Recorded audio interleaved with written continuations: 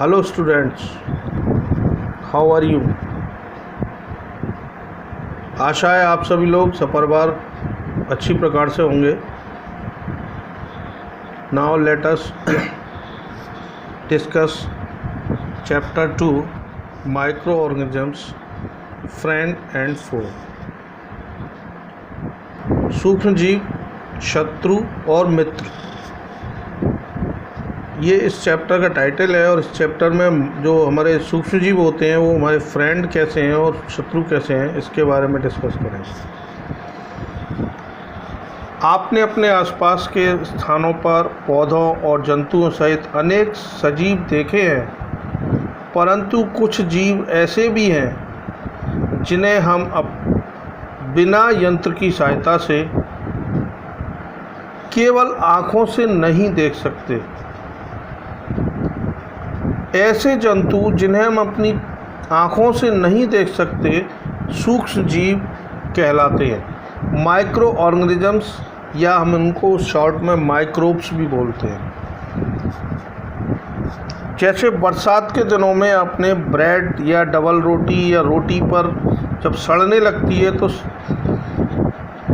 सफ़ेद काले धब्बों के रूप में आपने उसमें देखा होगा।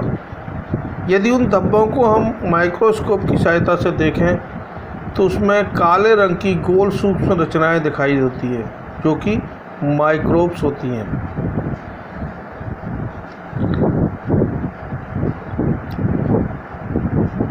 कुछ माइक्रो ऑर्गेनिजम्स यूनिसेलुलर होते हैं और कुछ माइक्रो ऑर्गेनिजम्स मल्टी सेलुलर होते हैं। यूनिसेलुलर जैसे बैक्टीरिया है, माने एक सेल के बने होते हैं, सारी शरीर की रचनाएं एक सेल की ही बनी होती है। और जो मल्टी सेलुलर होते हैं वो बहुत सारी सेलों से मिलकर बने होते हैं। कुछ बैक्टीरिया हैं, फंजाई हैं जैसे यीस्ट, मोल्ड, एल्गी है, क्लेमाइडोमोनास, स्पायरोगायरा, प्रोटोजोआ हैं, अमीबा, पैरामीशियम आदि। तो जो सूक्ष्म जीव होते हैं वो मुख्य रूप से उनको हम 4 कैटेगरीज में डिवाइड करते हैं। First is bacteria, second fungi, third algae and fourth protozoa. तो थोड़ा एक के बारे में भी बातचीत करेंगे। Bacteria are single celled micro organisms. Generally जो बैक्टीरिया होते हैं वो एक ही सेल के बने होते हैं। They are put under plant kingdom because they have rigid definite cell wall like plant cell. Bacteria को प्लांट किंगडम में रखा गया है क्योंकि इनके अंदर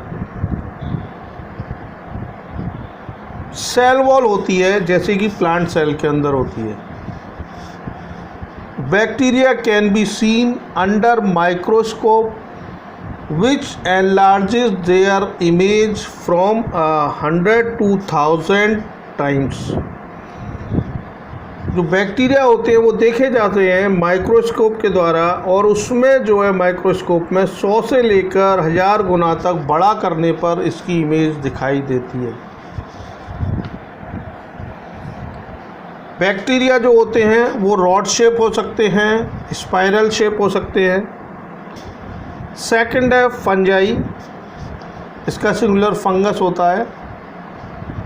fungi are non green plants, non green plants होते हैं, so they can not synthesize their own food, इसलिए वो अपना भोजन स्वयं नहीं बना पाते हैं। They have to depend for their food on others, इसलिए वो दूसरों पर अपने भोजन के लिए निर्भर रहते हैं।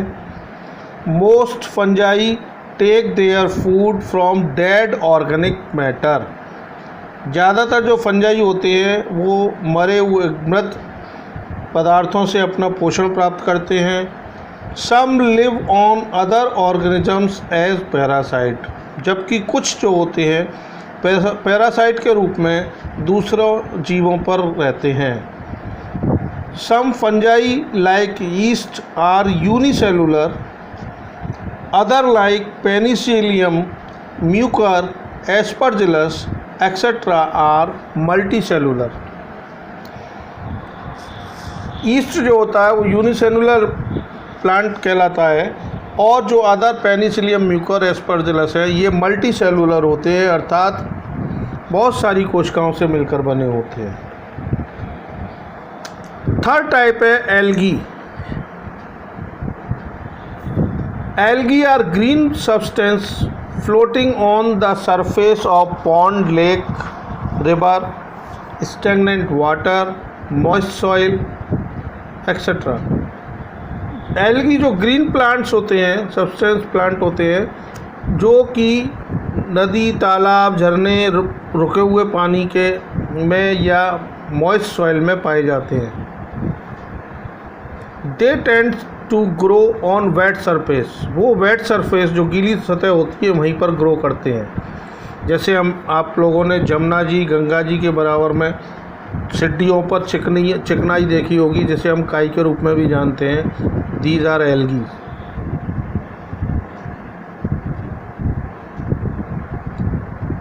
सम of the algae are unicellular like chlamydomonas, unicellular होते हैं, while some algae are multicellular. Some algae like nostoc, spirogyra, oscillatoria, एनावीना, ये सब क्या होते हैं, मल्टी सेलुलर होते हैं। एंड फोर्थ टाइप जो है protozoa. Protozoa are unicellular animals, एक कोशिका के बने हुए जीव जंतु होते हैं। Some are free living, other are parasite. कुछ फ्री रहते हैं और कुछ ऐसे होते हैं प्रोटोजोअस जो कि पैरासाइट होते हैं, अर्थात किसी के ऊपर वो अपना सर्वाइव करते हैं। Several parasitic protozoans cause disease in human beings, domestic animals and plants.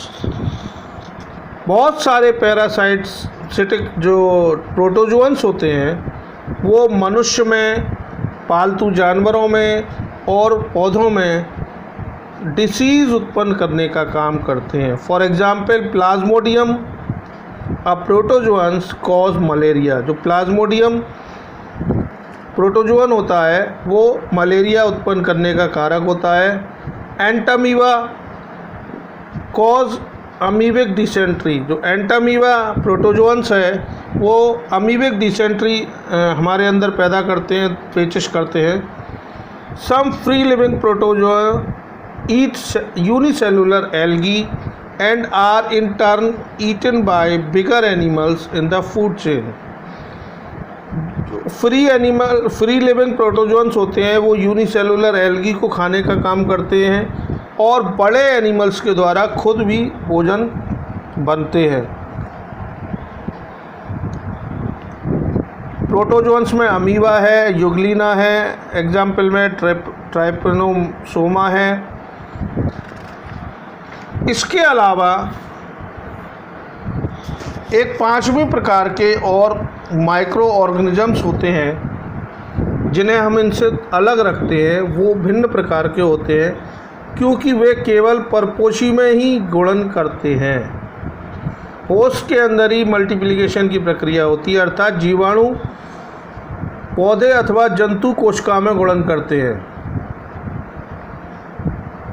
कुछ सामान्य रोग जैसे हम लोगों ने सुना होगा जुखाम हो जाता है, फ्लू हो जाता है, खांसी हो जाती है, तो जनरली बोल देते हैं वायरल इन्फेक्शन है। तो ये वायरस के द्वारा होता है, इसलिए इनको वायरल इन्फेक्शन बोलते हैं। सामान्यतः जुखाम खांसी के रूप में नज़र आते हैं। और भयानक बीमारी पोलियो या खसरा का भी कारण बनते हैं वायरस, कुछ वायरस। तो ये इस प्रकार से कैटेगरी थी माइक्रो ऑर्गेनिजम्स की।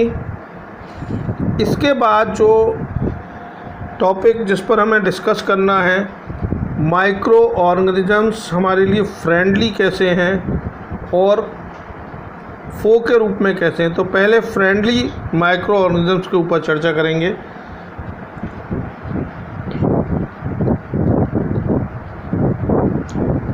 इससे पहले मैं आपको बता दूं जो माइक्रो ऑर्गेनिजम्स हैं कहाँ पाए जाते हैं, तो इनका कोई भी क्षेत्र अछूता नहीं है।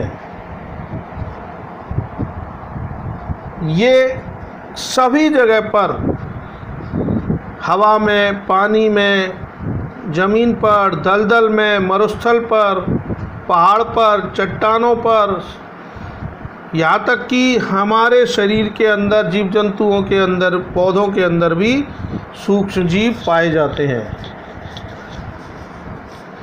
तो फ्रेंडली के रूप में microorganisms are used for various purposes. They are used in the preparation of curd, bread and cake. Curd contains several microorganisms. Of these, the bacterium Lactobacillus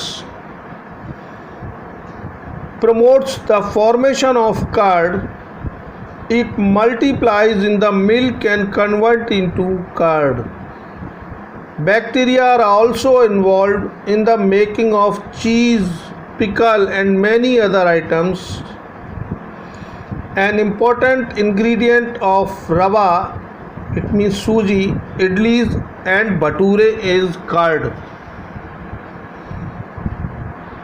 दही जो होता है, आपको पता होना चाहिए कि दही कैसे जमाया जाता है।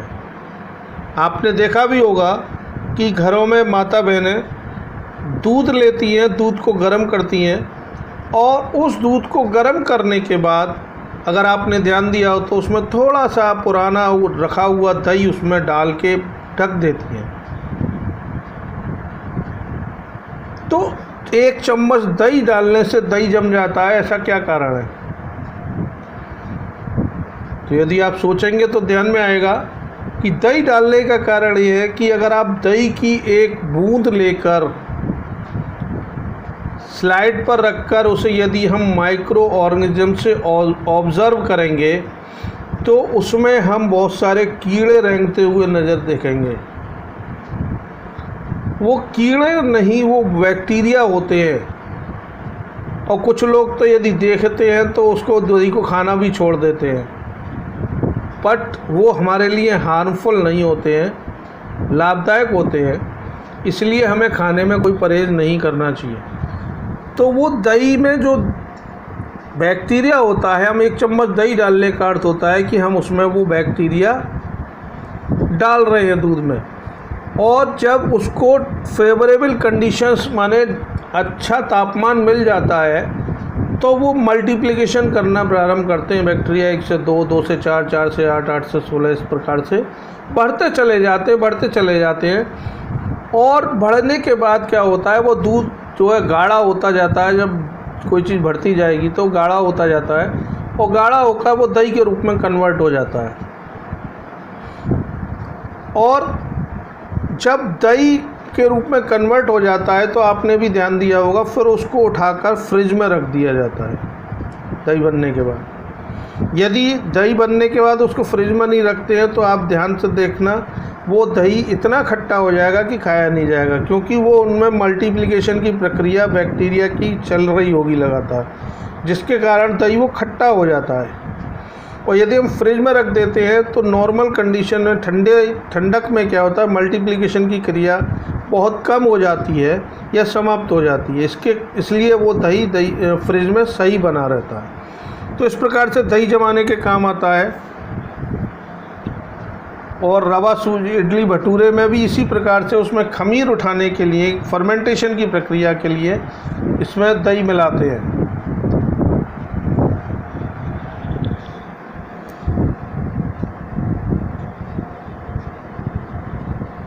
Yeast reproduce rapidly and produce carbon dioxide during the respiration.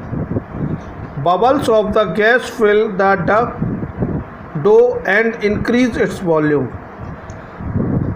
This is the basis of the use of yeast in the baking industries for making bread, pastries and cake. Bread, pastries and cake में yeast मिलाते हैं। उसका कारण यही होता है कि वो उसमें कार्बन डाइऑक्साइड प्रोड्यूस करती है, जो कार्बन डाइऑक्साइड बबल्स के रूप में निकलती हैं, इसलिए उसका वॉल्यूम बढ़ जाता है।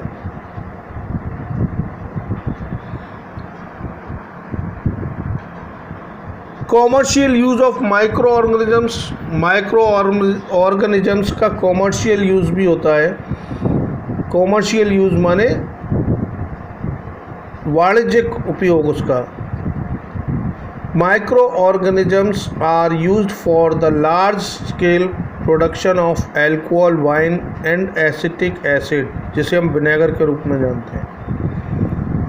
East is use for commercial production of alcohol and wine. Yeast का उपयोग एल्कोहल और वाइन के रूप में भी किया जाता है। For this purpose east is grown on natural sugars present in grains like Parle, जौ, जिसे हम कहते हैं wheat, rice and crushed fruit juices. East इनको जो है फर्मेंट करने के लिए, जैसे जौ है, गेहूँ है, चावल है, और जो क्रश्ड फ्रूट जूस होते हैं उनको फर्मेंट करने के लिए इसकी आवश्यकता होती है। This is the smell of alcohol as sugar has been converted into alcohol. जो शुगर होती है, चीनी होती है, उनको एल्कोहल में कन्वर्ट करने के लिए इसके यीस्ट का उपयोग किया जाता है। और this process of conversion of sugar into alcohol is known as fermentation. इस प्रकार से कॉमर्शियल यूज़ हो जाता है। Used as medicine, micro organisms का यूज़ मेडिसिन के रूप में भी किया जाता है, यानी इनसे दवाइयाँ बनाई जाती हैं।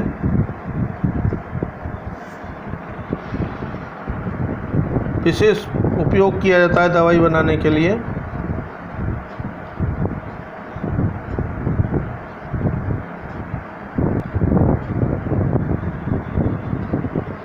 जब हम कभी बीमार पड़ते हैं तो डॉक्टर आपको पेनिसिलिन का इंजेक्शन देते हैं अथवा कोई अन्य प्रतिजैविक की गोली अथवा कैप्सूल देते हैं। इन औषधियों को मेडिसिन का सोर्स क्या होते हैं? माइक्रो ऑर्गेनिजम्स ही होते हैं, माइक्रोब्स ही होते हैं। ये बीमारी पैदा करने वाले सूक्ष्म जीवों को नष्ट कर देते हैं अथवा उनकी वृद्धि को रोक देते हैं। इस प्रकार की औषधि जो रोग को नष्ट करती हैं अथवा उनकी वृद्धि को रोकते हैं वो एंटीबायोटिक कहलाते हैं। नाउअडेज बैक्टीरिया एंड फंजाई, इनसे बहुत सारी एंटीबायोटिक बनाई जाती हैं, जैसे स्ट्रेप्टोमाइसिन है, टेट्रासाइक्लिन है, एरिथ्रोमाइसिन है, टेरामाइसिन है, क्लोरोमाइसिटीन है। ये सारी एंटीबायोटिक हैं जो बीमारी में दी जाती हैं और जिनसे बीमारी से निजात मिलती है।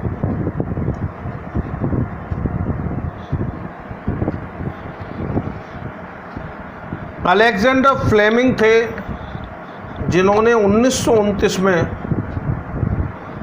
जीवाणु रोगों से बचाव हेतु एक संवर्धन पर प्रयोग किया था और जिसके तहत फंजाई से पेनिसिलिन नाम की दवाई बनाई थी। इसी प्रकार से 1798 यानी 1798 में चेचक के लिए एडवर्ड जेनर ने उसके टीके की खोज की थी।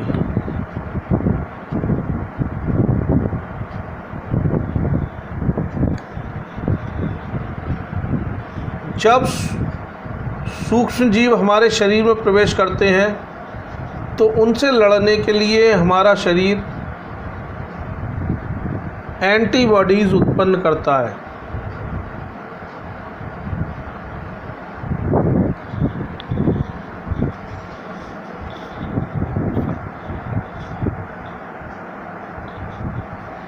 एंटीबॉडीज़ उत्पन्न करता है।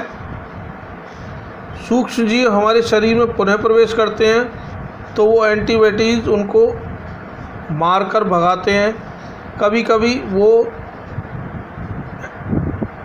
सूक्ष्म जीव ताकतवर होता है जिनका उपयोग प्रभाव हमारे शरीर पर पड़ता है और हम बीमार हो जाते हैं।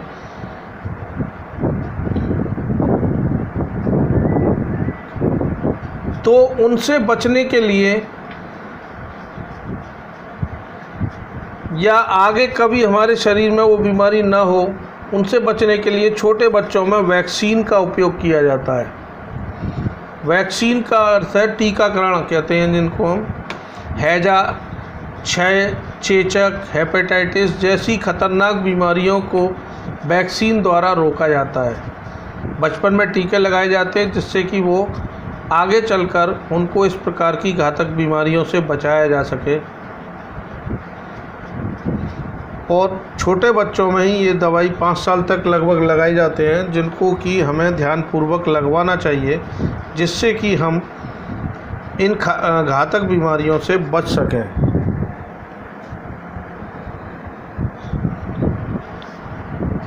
मिट्टी की उर्वरता में वृद्धि करते हैं सूक्ष्मजीव। कुछ जीवाणु, बैक्टीरिया या blue green algae atmospheric nitrogen को स्थिरीकरण कर सकते हैं। इस प्रकार जो सॉइल के अंदर नाइट्रोजन प्रेजेंट होती है, जिसको हम जैविक नाइट्रोजन स्थिरीकरक कहते हैं, ये पर्यावरण को शुद्ध करने का भी काम करते हैं। जैसे पेड़ पौधों की पत्तियां होती हैं या एनिमल डेड बॉडीज़ होती हैं या अन्य कोई इस प्रकार की पदार्थ होते हैं, फल सब्जियों के छिलके होते हैं, तो ये सब इनको डिकम्पोज करके अपघटन करने का काम करते हैं, जिससे पर्यावरण भी शुद्ध होता है, गंदगी नहीं फैलती है। और गंदगी नहीं फैलती है तो उसमें हानिकारक सूक्ष्म जीव भी नहीं उत्पन्न होते हैं। तो इस प्रकार से कुछ उपयोग जो हमारे लिए बहुत ही लाभदायक होते हैं वो मैंने आपको बताए हैं। इसके अलावा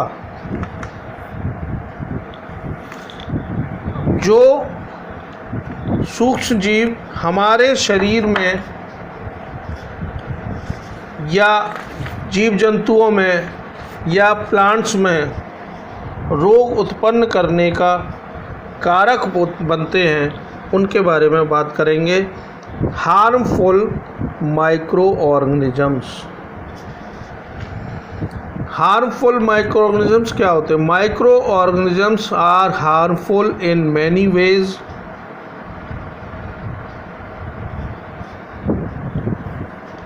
Some of the microorganisms cause disease in human beings, plants, and animals.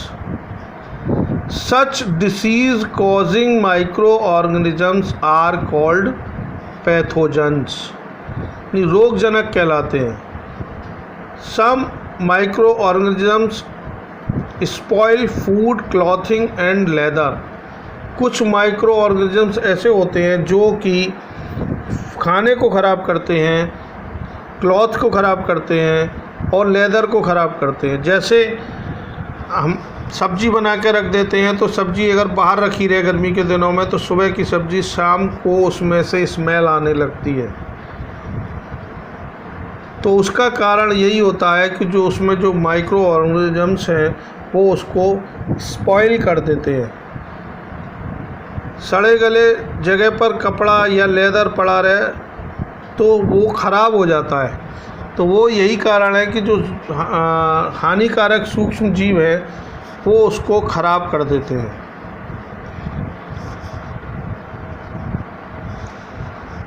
मनुष्य में रोगकारक सूक्ष्म जीव होते हैं जो कि संचरणीय रोग उत्पन्न करते हैं। संचरणीय रोग माने कम्युनिकेबल डिसीजेज। मनुष्य में रोग उत्पन्न करने वाले सूक्ष्मजीव श्वास द्वारा, बाय वाटर द्वारा, बाय फूड हमारे शरीर में एंटर करते हैं। संक्रमित व्यक्ति जो होता है, इन्फेक्टेड पेशेंट और एनिमल के संपर्क में यदि कोई और व्यक्ति आता है तो रोग का संचरण हो जाता है, रोग दूसरे में भी फैल जाता है। तो सूक्ष्मजीव द्वारा ऐसे रोग जो एक संक्रमित व्यक्ति से स्वस्थ व्यक्ति में वायु द्वारा, जल द्वारा अथवा भोजन द्वारा पहुंचता है, तो उसको हम कम्युनिकेबल डिसीज़ कहते हैं। For example cholera, common cold, chicken pox, tuberculosis etcetera. ये कुछ बीमारियों के नाम मैंने बताए जो कि कॉमन कम्युनिकेबल डिसीज़ उत्पन्न करते हैं। जैसे सर्दी जुखाम, कॉमन कोल्ड मैंने बताया, कोई जुखाम से पीड़ित व्यक्ति छींकता है तो उसकी बूंदों के साथ में हजारों रोगकारक जो वायरस होते हैं वो वायु में आ जाते हैं, और यह वायरस श्वास के द्वारा स्वस्थ व्यक्ति के शरीर में भी प्रवेश कर जाते हैं और उसको भी इन्फेक्टेड करते हैं। कुछ इसीलिए बोला जाता है कि जब हमें कोई छींक आती है तो अपने मुंह पर रुमाल रख लेना चाहिए, जिससे कि वो उनका दायरा सीमित हो जाता है, उस रुमाल में वो रह जाते हैं और वायु में नहीं फैल पाते। कुछ जो इंसेक्ट या जंतु होते हैं जो रोग कारक सूक्ष्म जीवों को ले जाने का भी कार्य करते हैं, और ऐसे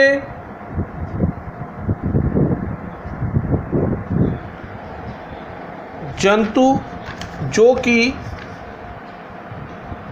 एक रोग के कीटाणुओं को एक स्थान से दूसरे स्थान पर ले जाने का एक काम करते हैं, उन्हें कैरियर कहते हैं। जैसे घरेलू मक्खी इसका एक उदाहरण है। घरेलू मक्खी कूड़े पर बैठती है और जंतुओं के अपशिष्ट पर भी बैठती है, तो क्या होता है, रोगाणु उसके शरीर से चिपक जाते हैं, और जब मक्खी बिना ढके भोजन पर बैठती है तो वहाँ पर वो उस रोगाणु को छोड़ देती है, और इस प्रकार दूषित भोजन को जब कोई व्यक्ति करता है तो उसके बीमार पड़ने की संभावना हो जाती है और वो बीमार भी पड़ सकता है। तो इसीलिए बोला जाता है कि खाने को सदैव ढककर रखना चाहिए, बिना ढके भोजन को खाने से बचना चाहिए। इसीलिए बाहर के खाने के लिए मना किया जाता है, ढकेलों पर इस प्रकार की सावधानियां नहीं बरती जाती है और फिर वो रोग का कारण बनते हैं। मादा एनोफिलीज मच्छर इसका एक और उदाहरण है। मच्छर प्लाज्मोडियम का वाहक है। मादा एडीज मच्छर डेंगू के वायरस का वाहक है। वाहक का मतलब कैरियर है, वो ले जाकर दूसरे व्यक्ति के पास पहुंचाने का काम करता है। इस प्रकार से डिसीज़ कॉजिंग माइक्रो ऑर्गेनिजम्स का नाम मैंने आपको बताया। एनिमल्स के अंदर क्या होता है, anthrax in cattle by a bacterium, foot and mouth disease of cattle is caused by a virus. ये एनिमल्स के अंदर भी बैक्टीरिया वायरस के द्वारा रोग उत्पन्न होते हैं। और प्लांट्स के अंदर several micro organisms cause disease in plants like wheat, rice, potato, sugarcane, orange, apple and others. The disease reduce the yield of crops. ये बीमारी क्या है, फसल की पैदावार को कम कर देती है। They can control by the use of certain chemicals which kill the microbes. कुछ रसायनों के द्वारा इसको कंट्रोल किया जा सकता है जो कि इन्हें मार देते हैं। तो ये इस प्रकार से फ्रेंड और फो के बारे में डिस्कस किया है। एक फूड पॉइजनिंग और होती है। यहाँ फूड पॉइजनिंग हमने सुना होगा कि कहीं शादी बारात में दावत खाने के बाद गांव के लोग बीमार पड़े या इतने लोग बीमार पड़े, या हमारे साथ भी कभी कभी हो जाता है। तो फूड पॉइजनिंग होने पर उल्टी या दस्त हो जाते हैं। Some micro organisms that grow on our food may produce toxic substance. वो उसको टॉक्सिक बना देते हैं और toxin make the food poisonous. और वो टॉक्सिन जो होता है उसको खाने को दूषित करता है, जिसके कारण सीरियस इलनेस हो जाती है, बीमारी हो जाती है और यहाँ तक कि डेथ भी हो सकती है।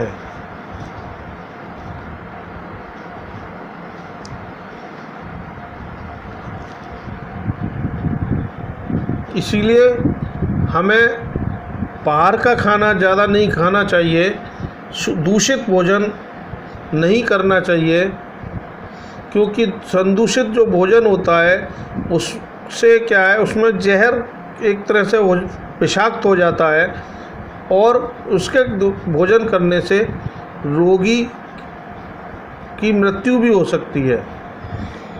अब फूड प्रिजर्वेशन, हमने फर्स्ट चैप्टर में खाद्य बीजों के परिरक्षण एवं भंडारण के उपाय के विषय में पढ़ा था। पके हुए भोजन का घर पर परिरक्षण कैसे कर सकते हैं, इसके बारे में कुछ हम इसमें बातें करेंगे। जो हम घर पर भोजन बनाते हैं उसको कैसे परिरक्षित किए, इनके कुछ विधियां हैं जिनके बारे में बात करेंगे। सबसे पहले एक रासायनिक उपाय, हम फूड को प्रिजर्व करते हैं बाय केमिकल्स। कुछ केमिकल्स हैं जैसे सोडियम बेंजोएट, सोडियम मेटाबाइसल्फाइड, ये फूड प्रिजर्वेटिव्स हैं जो कि भोजन को लंबे समय तक सुरक्षित रखने में हमारी मदद करते हैं।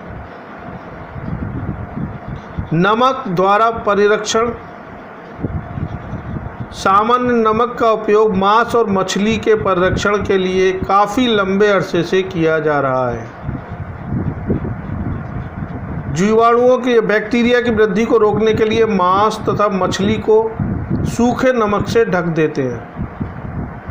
नमक का उपयोग आम, आंवला और इमली के परिरक्षण में भी किया जाता है। प्रिजर्वेशन बाय शुगर, चीनी द्वारा भी जैम, जेली और स्क्वैश वगैरह जो होते हैं उनको लंबे समय तक प्रिजर्वेटिव्स किया जाता है। अब जैसे हम खाने की चीज़ें लाते हैं, बहुत सारी चीज़ों में किसी में साल भर की गारंटी होती है कि साल भर तक हम इसको यूज़ कर सकते हैं, कोई 6 महीने होती है, कोई 4 महीने होती है।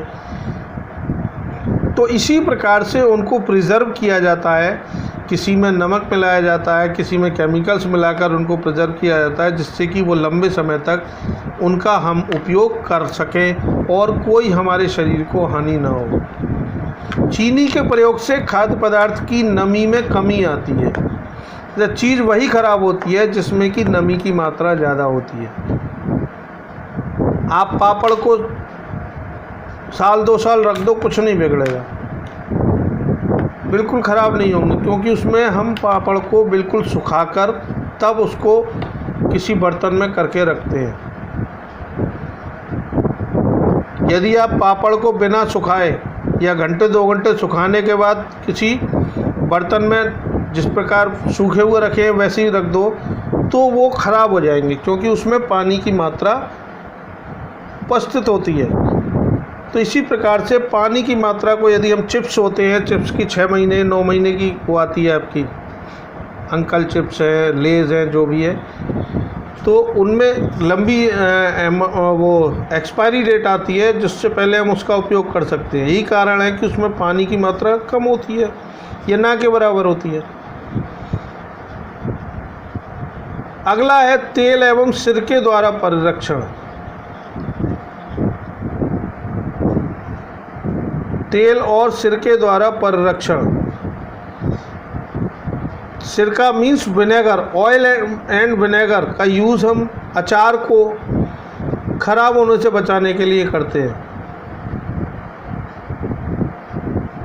क्योंकि तेल और ऑयल एंड विनेगर का यूज़ करने पर जो बैक्टीरिया होते हैं वो उसमें सरवाइव नहीं कर पाते हैं। Vegetables, fruits, fish and meat का भी जो प्रिजर्वेशन है वो इस विधि द्वारा करते हैं। अगला है गर्म और ठंडा करना। अमूल का, आनंदा का और तमाम मदर डेयरी के दूध आते हैं, और उनमें आप डेट देखेंगे तो उनमें 2-2, 3-3, 4-4 दिन की डेट होती है और वो ख़राब नहीं होते हैं। लेकिन आपने ये देखा होगा जो भी इस प्रकार के दूध होते हैं पैकेट वाले, वो बिल्कुल चिल्ड होते हैं, ठंडे, और ठंडे बैग में उसमें फ्रिज में ही रखे जाते हैं। तो इसको कैसे तैयार किया जाता है इसके बारे में थोड़ा सा हम देखेंगे, क्योंकि हम जब घर में दूध लेकर आते हैं तो सबसे पहले उसको उबालने का काम करते हैं, जिससे उबालने से क्या होता है, जो भी सूक्ष्म जीव माइक्रो ऑर्गेनिजम्स होते हैं वो नष्ट हो जाते हैं। और इसी प्रकार से जो पैकेट वाले दूध आते हैं वो उस दूध को जो फैक्ट्रियाँ होती हैं, कंपनी होती हैं, 70 डिग्री सेंटीग्रेड पर 15 से 30 सेकंड के लिए गर्म करते हैं और गर्म करके तुरंत ठंडा करके स्टोर कर देते हैं।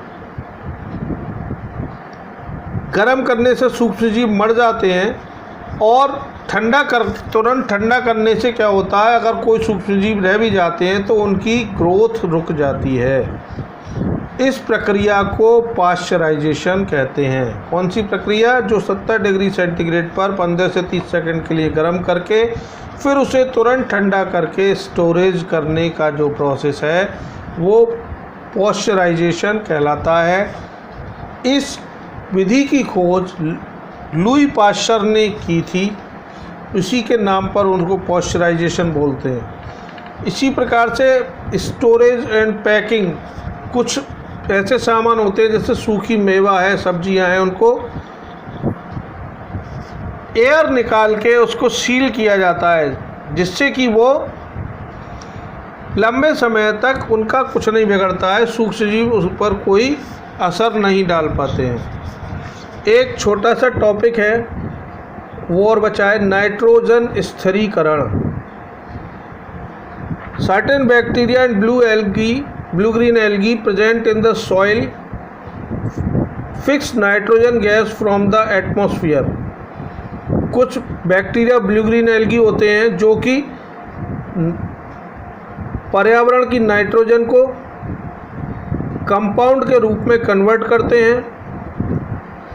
On other hand, certain other bacteria convert compound of nitrogen present in the soil into free nitrogen gas, which is released to the atmosphere। और कुछ ऐसे बैक्टीरिया होते हैं जो कि कंपाउंड नाइट्रोजन को फ्री नाइट्रोजन गैस के रूप में कन्वर्ट कर देते हैं और वो एटमॉस्फेयर में पहुंच जाती है। Due to this nitrogen cycle, the presence of nitrogen in the atmosphere remain more or less constant।